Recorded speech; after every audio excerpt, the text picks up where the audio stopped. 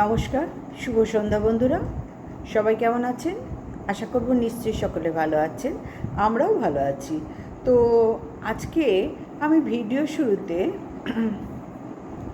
আমার এই যে শঙ্কর ঘোষালকে নিয়ে, অভিনেতা শঙ্কর ঘোষালকে নিয়ে যে আমি ভিডিও করেছিলাম, এবং দুটো ভিডিও করেছিলাম।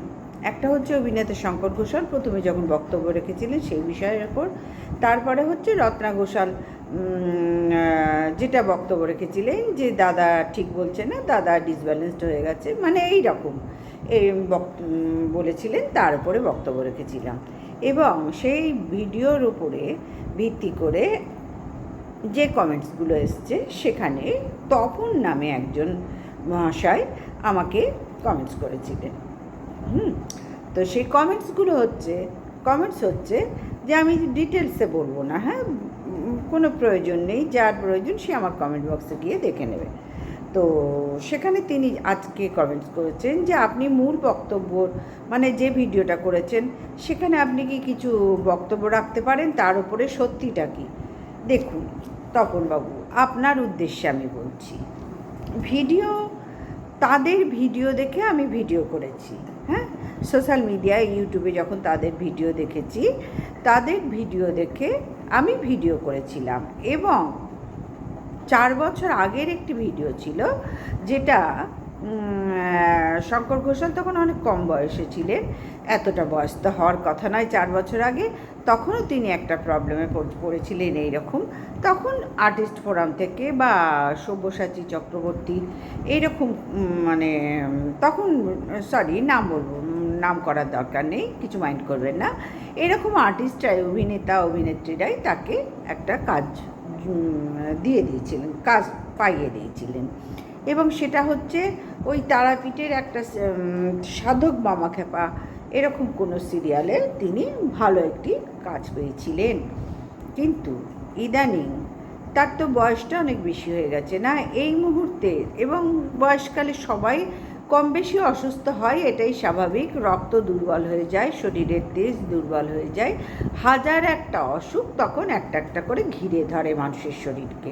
ঠিক তেমনি শঙ্কর ঘোষাল মহাশয়কেও, স্যারকেও এইভাবেই শরীর অক্ষম হয়ে যায়, অক্ষম হওয়া শুরু করে। আমাদের প্রত্যেকের ক্ষেত্রে একই জিনিস, এর বাইরে আমরা কেউ কোনো দিন যেতে পারিনি, আর পারবও না, চাইলেও পারবো না, এইটাই প্রকৃতির নিয়ম। ঠিক তেমনি শঙ্কর ঘোষাল মহাশয়েরও প্রকৃতির নিয়মের মধ্যেই পড়েন।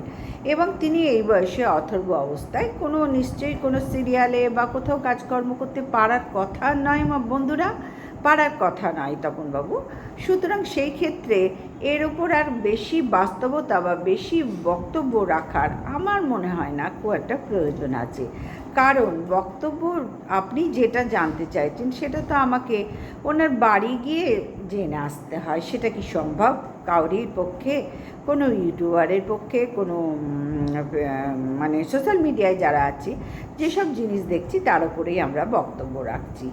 এর বাইরে গিয়ে আমাদের কি কাউরির বাড়ি বাড়ি গিয়ে সে কেমন আছে জানা সম্ভব? সেইভাবে তো কাউরির পক্ষে কাউরির ফ্যামিলির মধ্যে ঢুকে বাস্তব সত্যি বিষয়টা জেনে এসে তারপরে বক্তব্য রাখা সম্ভব নয়, তাই না? আমার মনে হয় আপনার ক্ষেত্রেও যদি এই জিনিস হতো, তাহলে আপনিই আমার মতন একই কথা বলতেন। হ্যাঁ, সুতরাং বন্ধুরা, তপনবাবু, এখানে আলাদা করে বক্তব্য পেশ করার মতন আমার কোনো বিষয় নেই, এখানে বলার মতন কিছু নেই।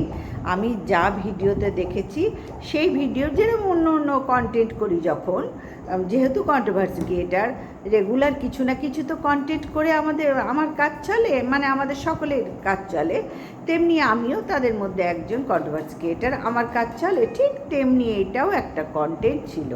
এবং কন্টেন্টের উপর যা বক্তব্য বুঝেছি, মনে হয়েছে না এই জিনিসগুলো এই বিষয়ের ওপর বলা দরকার, ঠিক তেমনিভাবেই সেখানে বলেছি। এর বাইরে তাদের সম্বন্ধে আমার কোনো কৌতূহল নেই, এবং কৌতূহল থাকলেও আমি সেটা গিয়ে তার ফ্যামিলির ভেতরে ঢুকে তার বাস্তবটা তুলে এনে আপনার সামনে প্রেজেন্ট করব, আমার মনে হয় না এটা আপনি হলেও করতে পারতেন। আমার জায়গায় যদি আপনি থাকতেন, আপনি হলেও করতে পারতেন।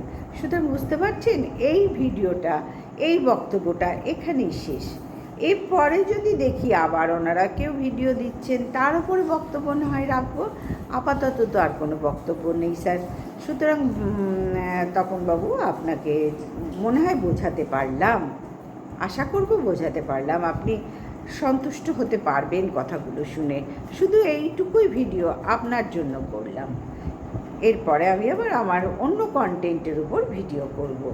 এই ভিডিওটা শুধু তপনবাবুর উদ্দেশ্যেই আমি করলাম।